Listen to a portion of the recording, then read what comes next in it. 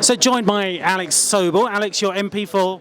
Leeds Central and Headingley. Fantastic part of the world. Alex, what do you think? You're here at the COP. Obviously, there's a global biodiversity framework, all these discussions taking place. Some people might think that's all kind of far and distant and international, but for you, what does it mean for your constituency and your constituents? Well, I'll give a really clear example. I'm the species champion for white-clawed crayfish. The white-clawed crayfish in Meanwood were completely wiped out in the late 90s because of a diesel spill into the beck. Nature was restored there, the white-clawed crayfish came back. We need to have international agreements to try and retain and expand species so we don't have this huge loss of species, we don't have this huge loss of nature. Flooding's another huge issue in my constituency. Renaturing holds that water. We're now doing brilliant work in the Upper Aire Valley to renature much of the bank so that water won't flow down and flood the centre of Leeds and Kirkstall. So those are two really important examples. We need to also think about bringing climate and nature together. So the climate and nature, which I was the promoter of in the last Parliament, is actually coming back now.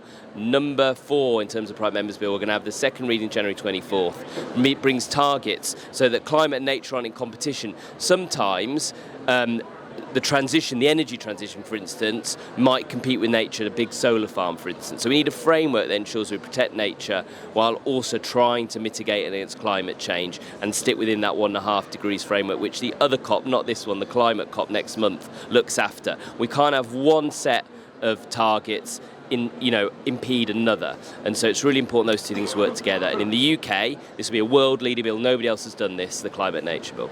Absolutely, and really good examples from Yorkshire, of course, like the brilliant work by Yorkshire Wildlife Trust restoring peat in the uplands and how that's restoring wildlife habitat, but also reducing the flow and reducing flood risk downstream in places like Leeds and so on. Absolutely. People like the Yorkshire Wildlife Trust slow the flow, do absolutely brilliant work. What we need to see actually is a lot of that peatland on the moors is still burnt for in terms of grouse shooting. We need to change the way that the grouse moors are looked after, for instance, through mowing.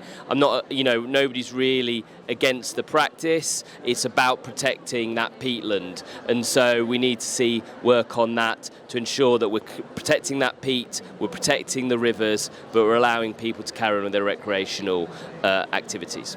Okay, well, Alex, really, really good to have you here in Cali, in Colombia, for COP16. I think it's so important that parliamentarians are here, understanding what's happening in the process and understanding what we need to do to implement it back home. So great you're here, and thank you from the Wildlife Trust for that engagement. Okay, thank you.